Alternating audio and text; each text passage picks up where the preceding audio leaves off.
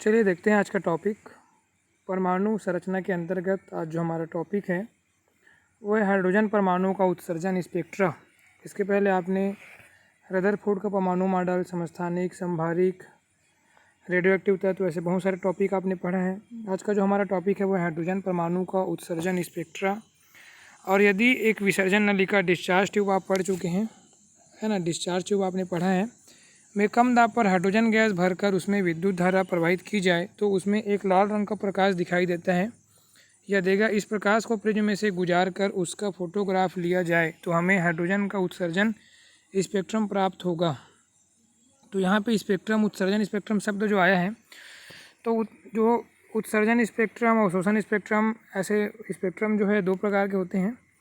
और सतत स्पेक्ट्रम, रेखीय बैंड स्पेक्ट्रम, ये अलग अलग इसका प्रकार है। तो इसमें उत्सर्जन स्पेक्ट्रम का मतलब ये है कि वह स्पेक्ट्रम जो किसी धातु से या किसी माध्यम से टकराकर वापस जो उत्सर्जित होता है, जो बाहर निकलता है, उसे उत्सर्जन स्पेक्ट्रम कहेंगे।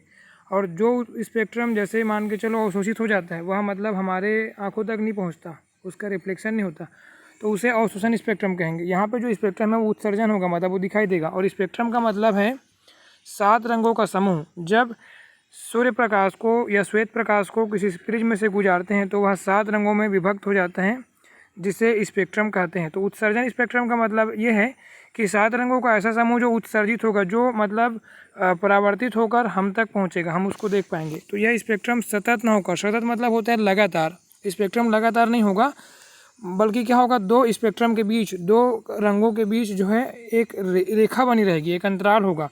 तो यह जो स्पेक्ट्रम होगा वो रेखीय होता है और सुस्पष्ट रेखाएं दिखाई देती हैं, जिनमें धीरे धीरे अंतरण कम होता जाता है।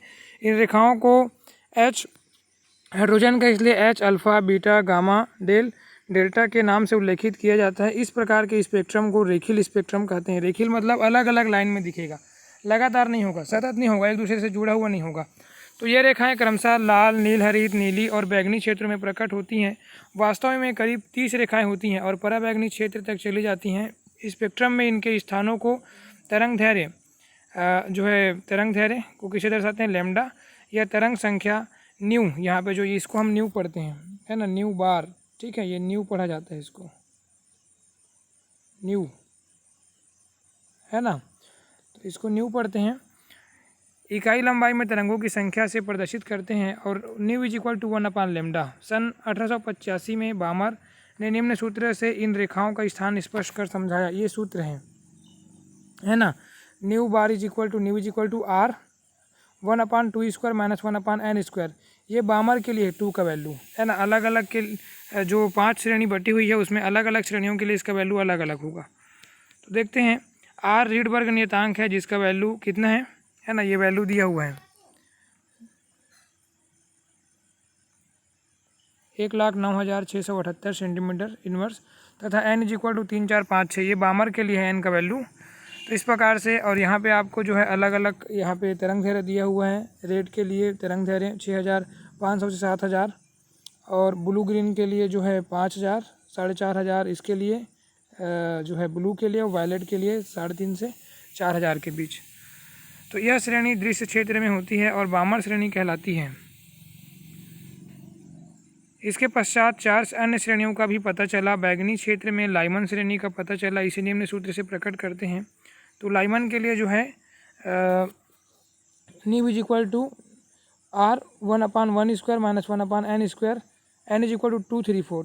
तो आप लोग इसको जो है क्रमशः अगर याद करते हैं तो आपको किसी प्रकार की कठिनाई नहीं होगी। पहले आप लोग लाइमन लिख लीजिए, लाइमन, फिर बामर, फिर ब्रैकेट जो है लाइमन, बामर, ब्रैकेट, और उसके बाद जो है आपका फुंड, है ना, यहाँ पर देख सकते हैं, ये जो है पाश्चन, है ना, उसके बाद ब्रैकेट और फुंड, ये जो श्रेणी है, लाइमन, बामर, पाश्चन, ब्रैकेट और फुंड, ये 5 जो है श्रेणियाँ हो जाएंगी।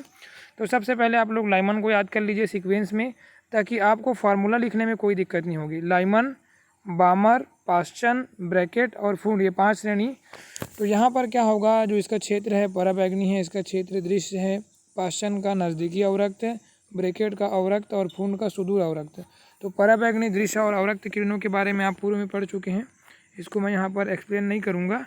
यहाँ पर आप देख सकते हैं ये जो फार्मूला है, ये जो फार्मूला है ये पास्टन का है, ये ब्रैकेट का है, और जो है लाइमन है ना, लाइमन के लिए क्या करते हैं, लाइमन के लिए जो यहाँ पे 3 है वहाँ पे आप 1 लिख लोगे, और बामर के लिए आप क्या करते हो, जो बामर श्रेणी है बामर के लिए यहाँ पे जो 1 है उसके जगह आप 2 लिखोगे, और पास्टन में क्या लिखेंगे 3 लिखेंगे, और ब्रैकेट में 4 लिखेंगे, और फूंड में 5 लिखेंगे। बाकी सारी चीज़ें सेम रहेंगी, है ना, बाकी सारी चीज़ें same. Nu is equal to R 1/1 square Lyman में -1/n² same to same condition. n is equal to हो जाएगा 2, 3, 4।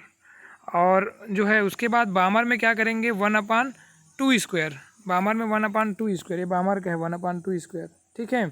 और पास्टन का 3, और ब्रैकेट का 4, और फुंड का 5, है ना।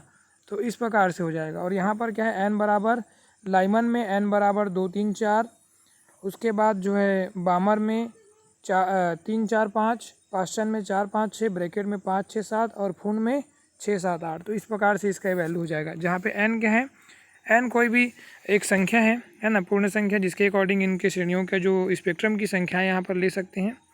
तो इस प्रकार से हो जाएगी। तो हाइड्रोजन के रेखीय स्पेक्ट्रम में हाइड्रोजन परमाणु की संरचना। तो चिरसम्मत धारणाओं के अनुसार इलेक्ट्रॉन के नाभिक के चारों ओर परिक्रमा करने से ऊर्जा का सतत उत्सर्जन होता रहता है। ऊर्जा का यह उत्सर्जन सतत रूप से होता रहता है, और इसमें हाइड्रोजन का उत्सर्जन स्पेक्ट्रम भी सतत होना चाहिए था, रेखीय नहीं। जबकि हाइड्रोजन का स्पेक्ट्रम रेखीय है, अतः पुरानी धारणा से रेखीय स्पेक्ट्रम का बनना स्पष्ट नहीं होता, जो कि बाद में बोर के द्वारा दिए गए परमाणु मॉडल से तथा क्वांटम सिद्धांत से स्पष्ट होता है। अतएव यह चिरसम्मत धारणा रेखीय स्पेक्ट्रम के बनने को नहीं समझा सकती है। इसका स्पष्टीकरण नील्स बोर ने क्वांटम सिद्धांत के द्वारा किया, और अगले क्लास में हम नील्स बोर का जो है सिद्धांत देखेंगे, और नील्स बोर का जो है हम लोग परमाणु मॉडल देखेंगे। तो यहाँ पर आप इसको सीरीज वाइज देखें तो जो है ये यूवी रीजन, पराबैंगनी रीजन, और ये विजिबल रीजन जो दिखाई देता है दृश्य क्षेत्र, ये इंफ्रारेड, और ये इंफ्रारेड रीजन, है ना, और ये इंफ्रारेड। तो यहाँ पे इंफ्रारेड का भी 3 भागों में बांटा गया है ना, निकट, इंफ्रारेड और सुदूर, है ना।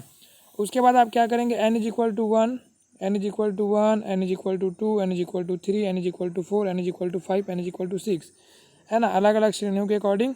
तो आपका पहला जो श्रेणी है वो लाइमन है, तो लाइमन में आप क्या करेंगे, n इज इक्वल टू 8 तक ले लेंगे, 8 से लाएंगे सीधा 1 तक, उसके बाद 7 से, 6 से, 5 से, 4 से, 3 से, है ना, और 2 से।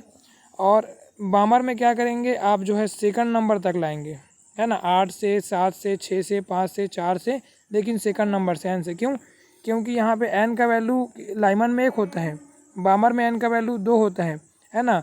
उसके बाद पास्टन में n का वैल्यू 3 होता है, और ब्रैकेट में n का वैल्यू 4 होता है, और फुंड में n का वैल्यू 5 होता है। तो यहाँ पे आप क्या करेंगे, जब पास्टन में जाएंगे तो 8 से जो है 3 तक लाएंगे, ब्रैकेट में जो है 4 तक लाएंगे, और फुंड में 5 तक लाएंगे। तो 8 तक ले जाइए n को, और जहाँ तक इनका वैल्यू है, लाइमन 1 तक है तो 1 तक ले जाइए। तो ये सीरीज भी आप आसानी से बना सकते हैं। ये बताता है रेखाओं को किस प्रकार से अरेंजमेंट रेखाओं का होता है। तो यहाँ पर जो है रेखाओं की संख्या जो है 1 से कर दिया है, 1, 2, 3, 4, 5, इसको 7 तक भी ले जा सकते हैं आप अधिकतम, है ना। इसको जो है 2 से 2, 3, 4, 5, 6, 7, है ना। ये जो है यहाँ पे नंबर ऑफ जो है स्पेक्ट्रम की संख्या 7 होती है, इसको n इज इक्वल टू 8 तक ले गया है। तो इस प्रकार से आप इसको दर्शा सकते हैं। तो ठीक है, ओवरऑल आपने देखा कि हाइड्रोजन स्पेक्ट्रम जो है सतत न होकर रेखीय होता है, अलग अलग रेखाओं में बटा होता है।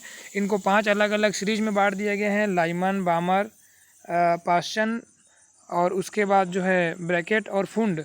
और इन श्रेणियों में n जो है, जो कि एक स्पेक्ट्रम है जिसकी संख्याएँ लाइमन में n is equal to 1, Balmer में n is equal to 2, Paschen में 3, ब्रैकेट में 4, और फुंड में 5।